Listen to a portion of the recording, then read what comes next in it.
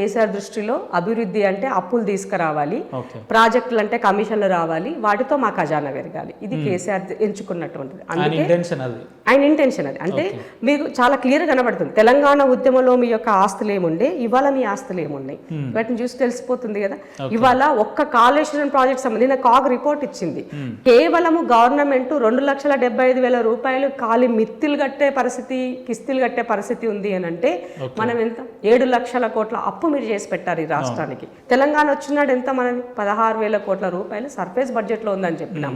పోనీ ఇంత అప్పు చేస్తే ఎంతమందికి మీరు డబుల్ బెడ్రూమ్ ఇళ్ళు కట్టించారు, ఎంతమందికి 3 ఎకరాల భూమి ఇచ్చారు, దళితుడికి భూమి ఇచ్చారు.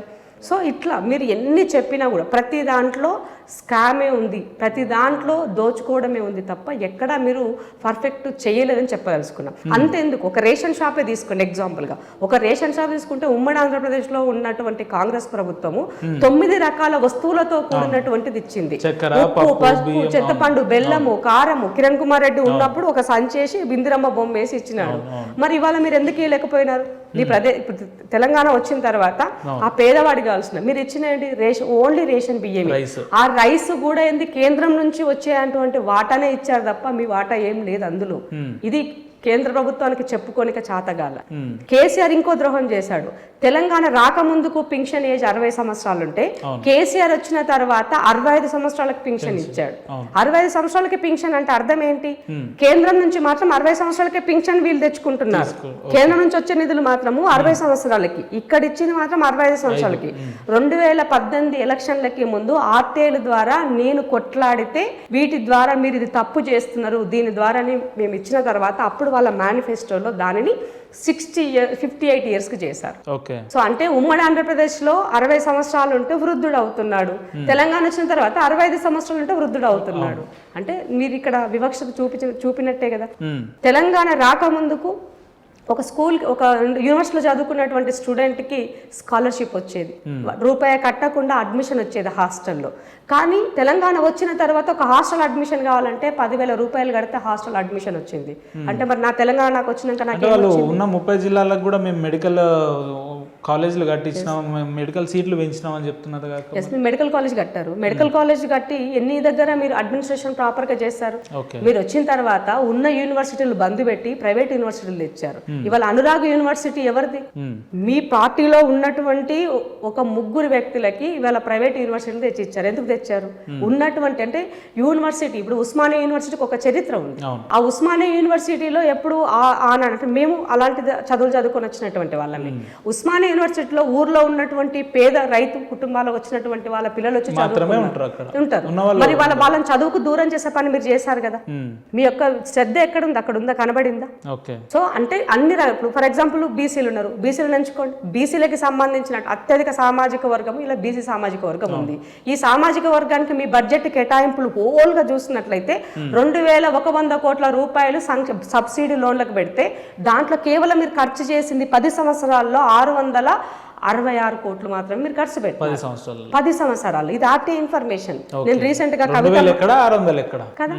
సో బడ్జెట్ లో కేటాయింపులు 2,000 చిల్లర, ఖర్చు చేసింది 600 చిల్లర. మరి అలాంటప్పుడు నీకు నా పట్ల చిత్తశుద్ధి ఏమున్నది? ఇవాళ ఒక స్కాలర్షిప్ ఇప్పుడు ఏమంటారు, విదేశీ విద్య కోసం అప్లై చేసుకున్న స్కాలర్షిప్ లో గవర్నమెంట్, కేసీఆర్ గవర్నమెంట్ 20 లక్షలు ఇస్తామని అనౌన్స్ చేసింది. దాదాపుగా దీనికోసం అప్లై చేసుకున్నటువంటి వాళ్ళు ఎంత 86,000 కాదు 8,200 చిలుకు బీసీలు ఉంటే 2,000 పైగా ఈబీసీలు అప్లై చేసుకున్నారు. వీళ్ళిద్దరు కలిపి ఒక 11,000 చేంజ్ వరకు అప్లై చేసుకున్నారు. వాళ్ళలో మీరు ఇచ్చినంత మందికి 1000 మంది కూడా ఇవ్వలే మీరు. మరి అట్లాంటప్పుడు నీకేం చిత్తశుద్ధి అనుకోవాలా నేను? అంటే ఇక్కడ నా యొక్క వాటాని, నా యొక్క కేటాయింపులను నువ్వు ఎక్కడా చేయలేదు. తాటికాయ అక్షరాల రూపకంలో జీవోలలో కనబడ్డాయే తప్ప మాకి రాలేదు. బడ్జెట్ విషయంలో ఇవాళ కాంగ్రెస్ పార్టీ పెట్టినటువంటి బడ్జెట్ వాస్తవిక సంక్షేమ బడ్జెట్ అని ఎందుకు చెప్తున్నాను నేను?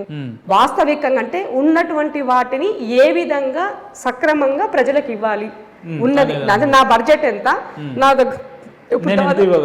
ఎంత ఇవ్వగలుగుతాను. సో లాస్ట్ టైం ఎంత 2,95,000 బడ్జెట్, లాస్ట్ బడ్జెట్. ఇవాళ కాంగ్రెస్ పెట్టినటువంటి బడ్జెట్ 2,72,000 బడ్జెట్. ఇది ఓట్ ఆన్ అకౌంట్ బడ్జెట్. ఎందుకు? కేంద్రం యొక్క బడ్జెట్ ని బేస్ చేసుకొని పెట్టింది. సో ఆ కేంద్రం యొక్క బడ్జెట్ లో ఫుల్ ఫెడ్ పెట్టలేదు కాబట్టి ఆటోమేటిక్ గా రాష్ట్రం కూడా ఏం చేసింది, దాని యొక్క బేస్ లోనే చేసింది. సో దీనిపైన కూడా కోడిగుడ్డు మీద ఈకలు గీకినట్టుగా బడ్జెట్ అలా పెట్టారు, బడ్జెట్ ఇలా పెట్టారు, ఇది వాస్తవిక బడ్జెటే కాదు దీంట్లో అని చాలా రకరకాలుగా మాట్లాడే ప్రయత్నం వాళ్ళు చేశారు. అంటే పొలిటికల్ గా మనం ఏదో సెటర్ చేయాలని కాదు కదా. సరే మీరు చెప్పండి అక్క, ఏదో కేసీఆర్ గారి హయాంలో నిర్వీర్యమైన సంస్థలన్నీ వ్యవస్థలన్నింటినీ కూడా కాంగ్రెస్ పార్టీ గాడిలో పెట్టే ప్రయత్నం ఈ 5 ఏళ్లలో చేయబోతుందా? అంటే ఇప్పుడు ఆల్రెడీ మొదలైంది కదా.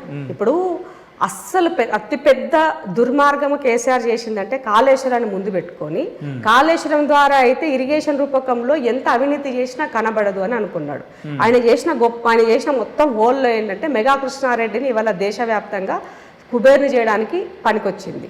బట్ ఏ తెలంగాణ కావాలని జెండా పట్టుకొని ప్రాణాలు అర్పించిండ్రో నా అమరులకి మాత్రం బతకలేక వాళ్ళ కుటుంబాలను ఒకనాడు పిలిచి పలకరించి పెట్టినటువంటి పరిస్థితి లేదు.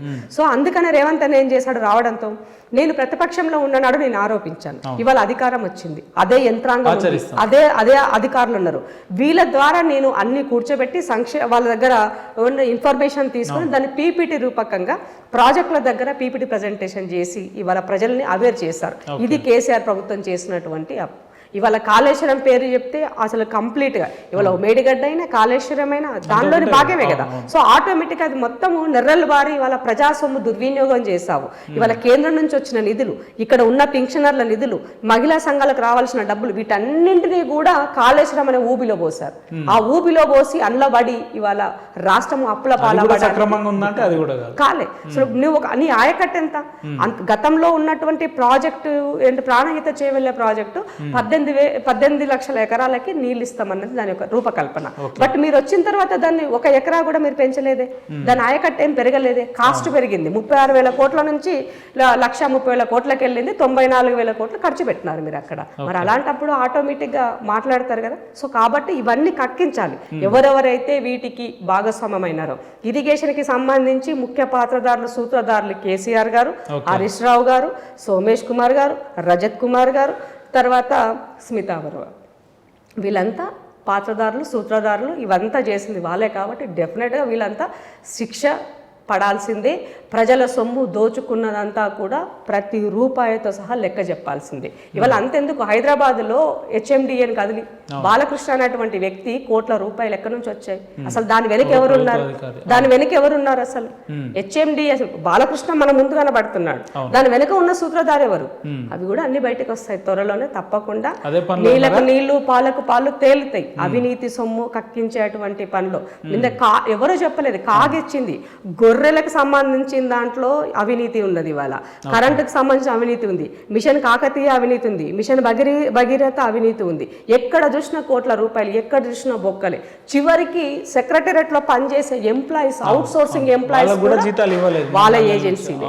కాబట్టి ఒక్కసారి అంటే కేసీఆర్ ఏమనుకున్నా అంటే డెమోక్రటిక్ పాలన నేను చెయ్యట్లేదు, ప్రజలతో ఎన్నుకోబడ్డ ప్రభుత్వం నేను నడపట్లేదు, రాచరికంలో ఉన్న రాజ్య వ్యవస్థను మాత్రమే నేను నడుపుతున్నా, నేను రాజుని, రాజుగారు ఏం చెప్తే కింద అది నడవాలని ఆయన అనుకున్నాడు. కాబట్టి ఈ రోజు వరకు కూడా స్టిల్ వాళ్ళు ఇంకా పవర్లో ఉన్నామని అనుకుంటున్నారు. అందుకనే ఇప్పుడు ప్రభుత్వం ఉన్ననారు గదే నలుగురు మాట్లాడిండ్రు, ఇవాళ పవర్ పోయినాక కూడా ఆ అసెంబ్లీలో మండలిలో మళ్ళీ వాళ్ళే మాట్లాడారు. కాంగ్రెస్ లో ఉండదా రాచరికం? కాంగ్రెస్ లో ఉండదా? ఇప్పుడు ఒకటి చెప్తారు, ఎంత ఉన్న ఇప్పుడు మీరు రేవంత్ అన్న గవర్నమెంట్ ఫామ్ అయిన తర్వాత ప్రతి సమీక్షలో 2 మంత్రులు ఉంటున్నారు, 3 మంత్రులు ఉంటున్నారు. ఏ కార్యక్రమం అని నువ్వు చేయని ఆ కార్యక్రమంలో సింగిల్ ఇప్పటివరకైతే నేను చూడలే. విజువల్గా అయితే మీకు కనబడుతుంది కదా. సో ఇవాళ కాంగ్రెస్ గవర్నమెంట్ ఫామ్ కాగానే ఫస్ట్ చేసింది రేవంత్ అన్న, ప్రగతి భవన్ యొక్క కంచెను వలగొట్టినారు. అంటే గడికున్నటువంటి గడి కంచెని తెంచి ప్రజలకి కాంగ్రెస్ పార్టీ హయాంలో అని చెప్తున్నారు. ఎవరు వేశారు ఆ కంచె? ఆ కంచెని ఇప్పుడు నేను ప్రగతి భవన్ ముట్టడించిన, రేవంత్ అన్న కాల్ఫార్ చేస్తే నేను ప్రగతి భవన్ ఆ రోజు ముట్టడించిన. అంత ఎత్తు కంచె అవసరమా? మినిమం 20 ఫీట్లు ఉంటుంది. ప్రజలతో ఎన్నుకున్నటువంటి వ్యక్తి ప్రజలను కలవకుండా నువ్వు ఎందుకు అని అంటున్నా.